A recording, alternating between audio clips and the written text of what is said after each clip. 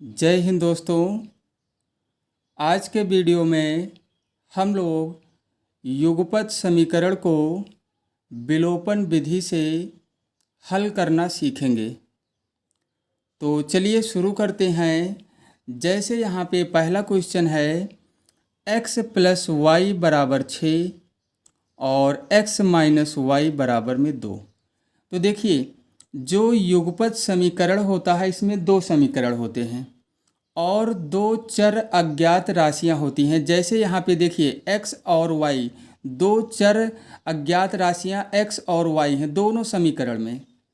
अब हमें करना क्या है, इन दोनों समीकरण को हल करना है और x और y का मान ज्ञात कर लेना है। और किस विधि से हल करेंगे? विलोपन विधि से। किस विधि से हल करेंगे? विलोपन विधि से। विलोपन विधि से हम हल करेंगे इस युगपत समीकरण को। तो जैसे जो पहला क्वेश्चन है हमारा, क्वेश्चन नंबर 1 जो है, इसमें दिया गया है x प्लस में y और बराबर में 6 है।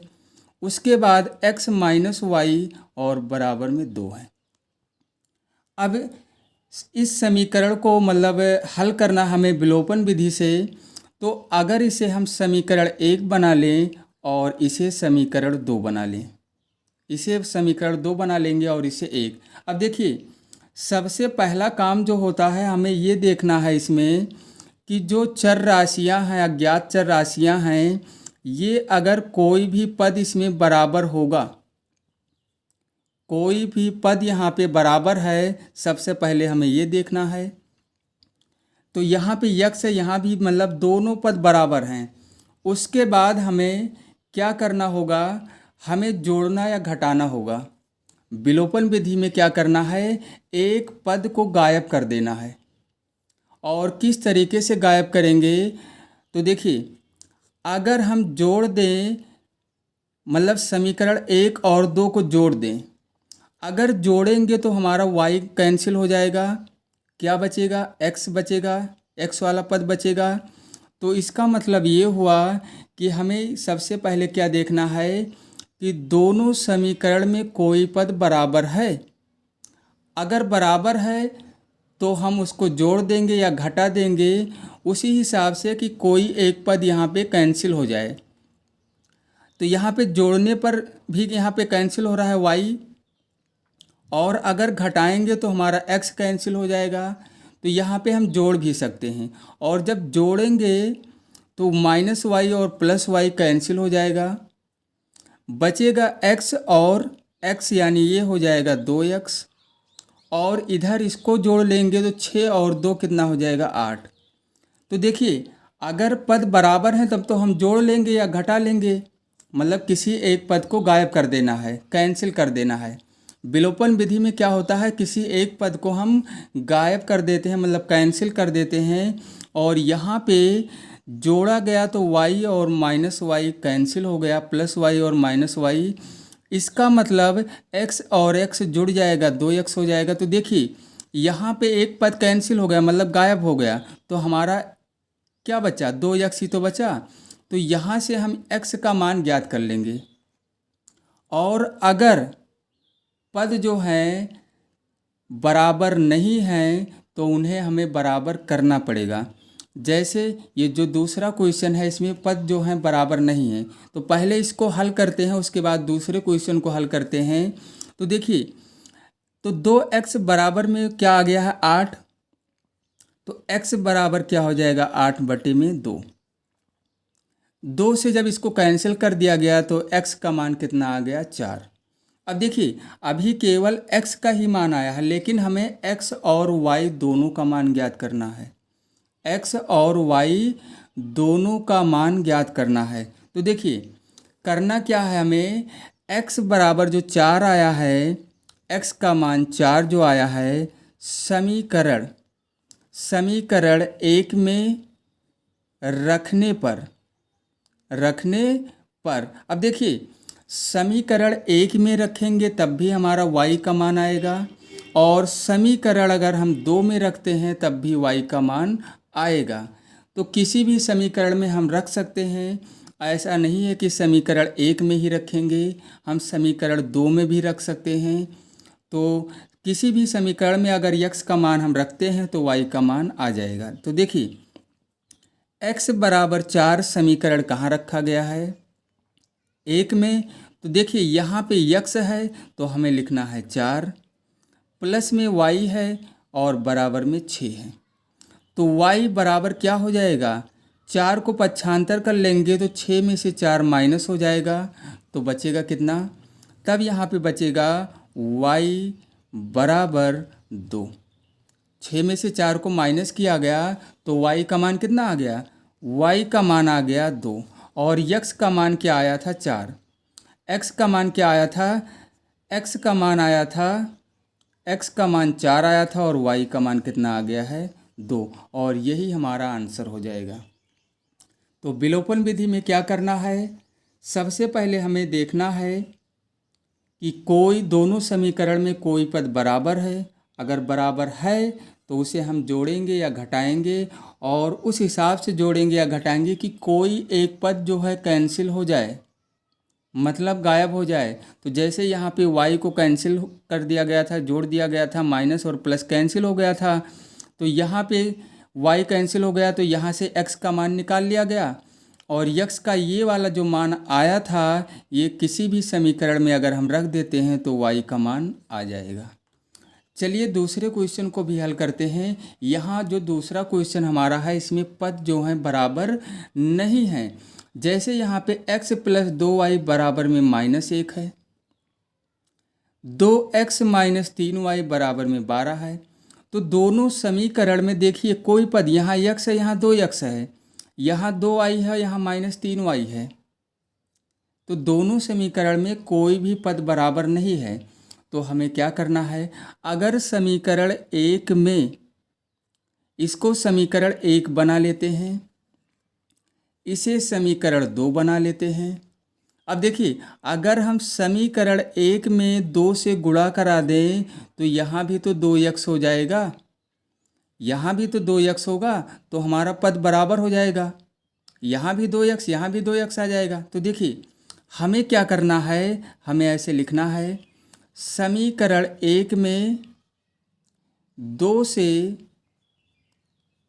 गुणा करने पर, और जब समीकरण 1 में 2 से गुणा किया गया तो यहाँ पे क्या आएगा? 2x। अब देखिए केवल इसी में नहीं करना है, पूरे समीकरण में करना है, पूरे समीकरण में करना है। मतलब यहाँ पे 2x हुआ, 2 से गुणा इसमें कराएंगे तो ये 4y हो जाएगा। कितना?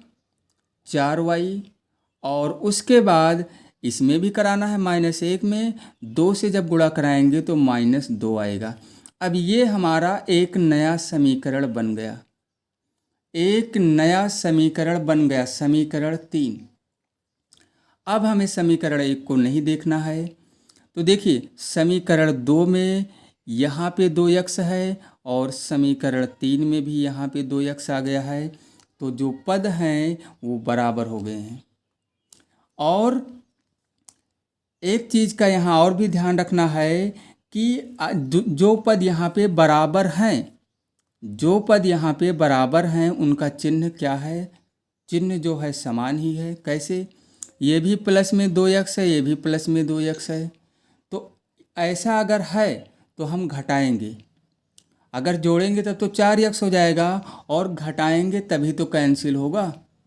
जब घटाएंगे तभी तो कैंसिल होगा। तो हम चाहे समीकरण 3 में से 2 को घटा दें या 2 में से 3 को घटा दें। तो ऐसे लिखेंगे, समीकरण 2 से समीकरण 3 को घटाने पर। अब देखिए समीकरण 2 में से 3 को घटाएंगे, जब घटाएंगे 2 में से किसको घटाना है? समीकरण 2 में से 3 को घटाना है। तो देखिए अब यहाँ पे अगर 2 में से 2 को घटाया गया तो कुछ नहीं बचा, कैंसिल हो गया। -3 में से 4 को जब घटाएंगे, देखिए -3 में से -3 में से माइनस किया गया 4 तो कितना आ जाएगा -7। कितना आ जाएगा माइनस में 7y।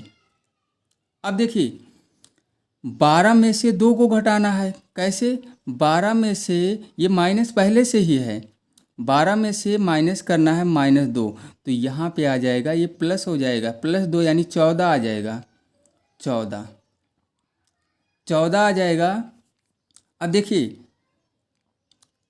y बराबर क्या हो जाएगा 14/7 -7 से 14 को जब कैंसिल करेंगे तो -2 आ जाएगा। y का मान कितना आ गया -2। अब हमें क्या करना है, हम इसको इस तरह भी लिख के घटा सकते हैं, जैसे यहाँ पे ये लिखा गया है समीकरण 2 में से 2 से समीकरण 3 को घटाने पर। इसको हम ऐसे भी तो लिख सकते थे, कैसे लिख सकते थे? देखिए इसको हम ऐसे लिख सकते थे 2x - 3y बराबर में 12 है। उसके और घटाना किसको है? समीकरण 3 को। इसको हम इस तरह लिख सकते हैं 2x और प्लस में 4y बराबर में -2। समीकरण 2 में से 3 को घटाने पर अगर ये समझ में ना आया हो तो इस तरह भी हम समझ सकते हैं कि इसको इस तरीके से घटाया गया है।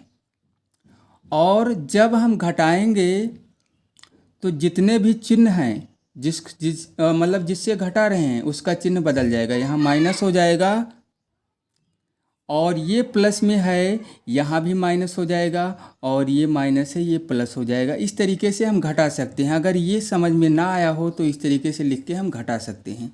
अब देखिए 2 में से 2 को घटाया गया, कुछ नहीं बचा है, कैंसिल हो गया। -3 और -4 ये -7 हो जाएगा। ये प्लस हो गया है 2 और ये 12 हो गया कितना 14।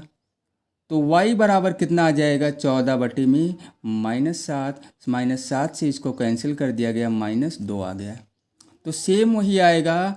अगर समझ में आ गया है इस तरह तो हम इस तरीके से डायरेक्ट ही हल कर सकते हैं, और अगर समझ में नहीं आ रहा है तो हम ऊपर नीचे इस तरह लिख के घटा सकते हैं। तो देखिए y बराबर कितना आ गया है -2 तो y बराबर -2 समीकरण किसी में भी रख दो, एक में रखने